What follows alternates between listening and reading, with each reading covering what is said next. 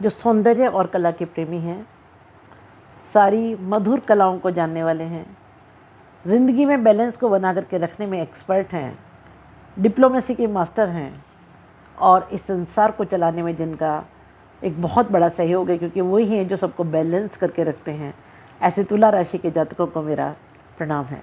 स्वागत है आपका दीपक ज्योतिष में और स्वागत है मेरे चैनल 21st सेंचुरी मॉम में। बात करते हैं कैसा रहेगा ये जुलाई का महीना आप लोगों के लिए, यानी तुला राशि के जातकों के लिए।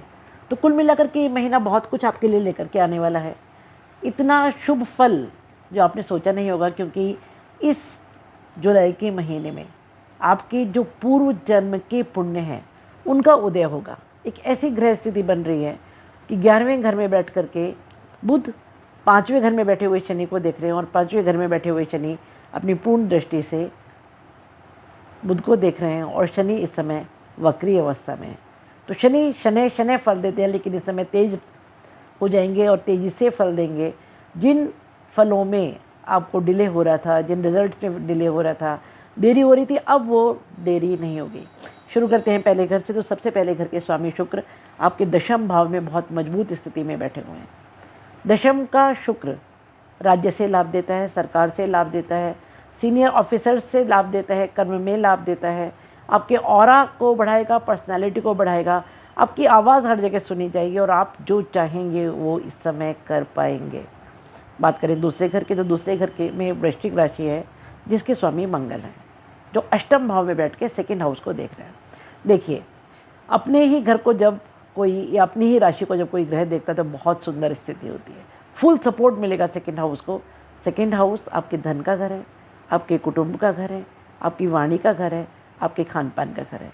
धन में ज़बरदस्त इस समय वृद्धि होगी, कुटुंब में वृद्धि होगी, कुटुंब में, क्योंकि जुपिटर की भी दृष्टि यहाँ पर है और उसके साथ जो आपका सेकेंड हाउस है उस पर जुपिटर और मार्स दोनों की पूर्ण दृष्टि है, 7th दृष्टि है।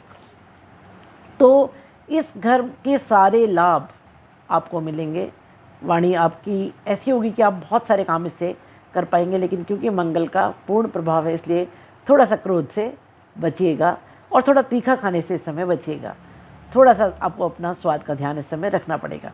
बात करें तीसरे घर की, तो तीसरे घर में धनु राशि है जिसके स्वामी बृहस्पति तीसरे और छठे घर के स्वामी होकर के अष्टम घर में बैठे हुए हैं। देखिए, अष्टम घर में शुभ ग्रहों का होना हम जनरली अच्छा नहीं मानते हैं, लेकिन बृहस्पति जब अष्टम घर में आते हैं तो जीवन रक्षक बनकर आते हैं और 1 साल तक लगभग ये यहाँ पर हैं, आपके बहुत सारे संकटों को काटेंगे।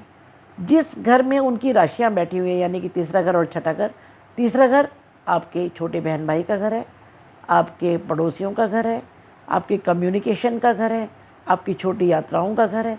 इन सब चीज़ों में आपको लाभ मिलेगा। कहीं कोई प्रॉब्लम अगर आ रही थी तो उस प्रॉब्लम का सॉल्यूशन निकलेगा। और छठा घर रोग ऋण और शत्रु का घर है, वहाँ ऑलरेडी राहु हैं जो रोग ऋण और शत्रु से ज़बरदस्त छुटकारा मिलाएंगे। राहु 3, 6, 10 और 11 भाव में ज़बरदस्त प्रभावशाली होते हैं। शत्रु हंता है छठे घर में राहु, तो इस समय शत्रुओं का तो दूर दूर तक आपका नामो निशान नहीं रहेगा। कोई पुरानी बीमारी है उससे छुटकारा मिलेगा और आपको राहु यहाँ बैठकर अचानक कुछ बहुत अच्छे ऐसे फल देंगे जो आपकी दिनचर्या, छठा घर आपके डेली लाइफ का घर है, नियमित काम का घर है, आपकी डेली रूटीन का घर है, उसमें लाभ देंगे, उसमें बहुत बड़ा चेंज कराएंगे। आप एम्बिशियस हो जाएंगे और हार्ड वर्क करेंगे। बात करें चौथे घर की, तो चौथे घर में मकर राशि है जिसके स्वामी शनि 5वें घर में बैठे हुए हैं और इस समय वक्री हैं 29 जून से। तो चौथे घर में, चौथा घर आपका भूमि पवन वाहन का घर है, आपकी माताजी का घर है, सुखेश है, सुख का घर है। और 5वां घर आपका संतान, विद्या और बुद्धि का घर है। और जब शनि वक्री हो जाते हैं तो उनका जो शनि वाला धीमा प्रभाव है उसको छोड़ देते हैं, तेज़ी से फल देते हैं। तो अगर आपको कोई भूमि भवन वाहन खरीदने का मन था, जो बहुत समय से डिले हो रहा था, पेंडिंग हो रहा था, वो इस समय एग्जीक्यूट होगा। संतान के काम इस समय बनेंगे। रोमांस के लिए इस समय बहुत अच्छा है। अगर आपका कहीं लव रिलेशनशिप है तो वो इस समय शादी में परिणित हो सकती है।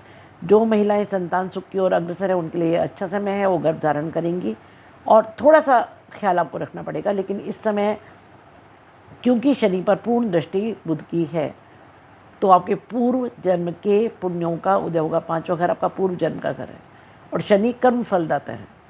जब उन पर बुध की दृष्टि पड़ेगी तो पूर्व जन्म के जो पुण्य फल है उनका उदय होगा, तो आपको लाभ भाव में उसका पूरा बेनिफिट मिलेगा। 11वां भाव लाभ के साथ इच्छा पूर्ति का भी घर है, तो आपकी कोई पुरानी इच्छा है जो अब तक पूर्ण नहीं हुई थी वो अचानक पूर्ण होगी।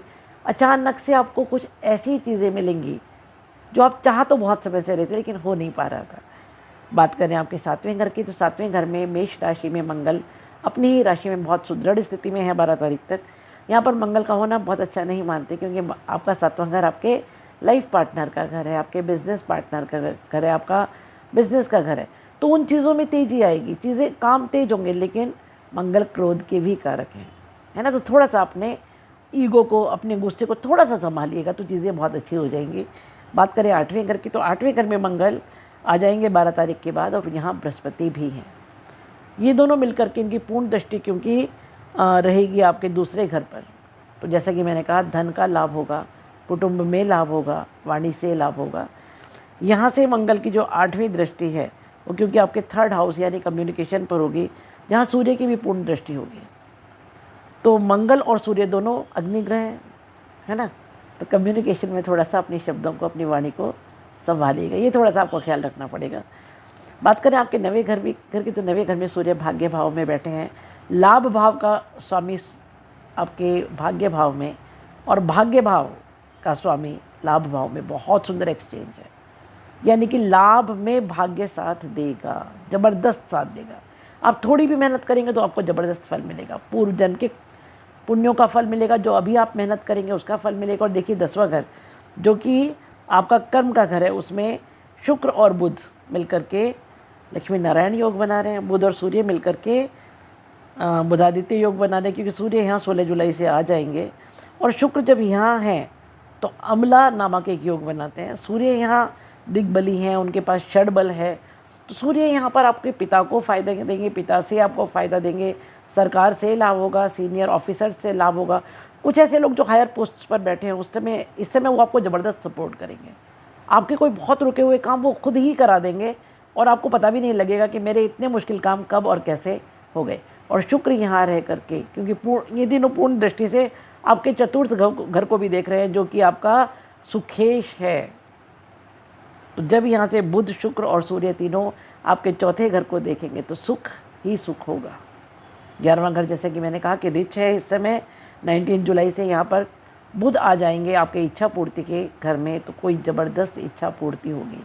और क्योंकि शनि की पूर्ण दृष्टि यहाँ है, तो जैसा कि मैंने कहा पूर्व जन्म के कोई पुण्य आपके इस समय उदय होंगे, और उससे आपको पूर्ण लाभ मिलेगा।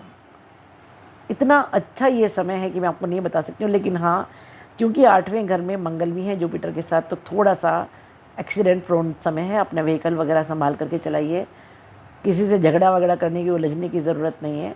हो सके तो स्वेच्छा से रक्तदान करके आ जाइए।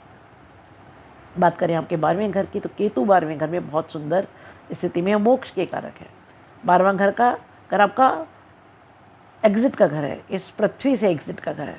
वहाँ जब केतु होते हैं तो आपको छुटकारा दिलाते हैं। केतु विच्छेद के कारक हैं, और यहाँ से विच्छेद मतलब पूर्ण रूप से मोक्ष की प्राप्ति। तो आप आध्यात्मिकता की ओर जाएंगे, आपके कर्म ऐसे हो जाएंगे जो आपको मोक्ष की ओर लेकर के जाएंगे। विदेश से आपको लाभ होगा, लेकिन आप सुख में होते हुए भी उस सुख की चाह नहीं करेंगे। आप उन चीज़ों को छोड़ना शुरू कर देंगे जो कि मोक्ष प्राप्ति का पहला लक्षण है। क्योंकि 12वां घर कालपुरुष की कुंडली में चरण स्थान है, भगवान विष्णु का चरण स्थान है। तो वहाँ पर केतु का होना, साधु का होना, केतु साधु का रूप है, आपको पूर्ण मुक्ति की ओर लेकर के जाएगा, मोक्ष की ओर लेकर के जाएगा। यही मेरी प्रेडिक्शंस इस महीने के बारे में। मैं अब आपको कुछ रेमेडीज़ बताती हूँ जो आपको करनी चाहिए। मंगल क्योंकि इस समय ऐसी स्थिति में है कि मंगल से बचाव के लिए आपको हनुमान चालीसा या सुंदरकांड ज़रूर करना चाहिए। उसके अलावा जो राहु की इस समय स्थिति है, क्योंकि राहु 6ठे भाव में और सुदृढ़ स्थिति में है, तो इसको और सुदृढ़ करने के लिए दुर्गा पूजा आप कीजिए, अगर कर सकते हैं तो कीजिए। डायमंड धारण कीजिए, अदरवाइज़ कोई सफ़ेद स्टोन ओपल भी धारण कर सकते हैं। कन्याओं को भोजन कराइए, कन्याओं को सफ़ेद वस्तुओं का दान कीजिए। ये सब चीज़ें आपके लिए बहुत शुभकारी और हितकारी रहेंगी। खुश रहिए, प्रसन्न रहिए, मस्त रहिए। वीडियो पसंद आया तो लाइक कीजिए, शेयर कीजिए और सब्सक्राइब ज़रूर कीजिए। ऐसी एक वीडियो के लिए फिर से मिलते हैं अगले महीने के लिए। अगले महीने तक के लिए मिलते हैं और तब तक के लिए नमस्कार, प्रणाम, शुभम भवतु, कल्याणम भवतु।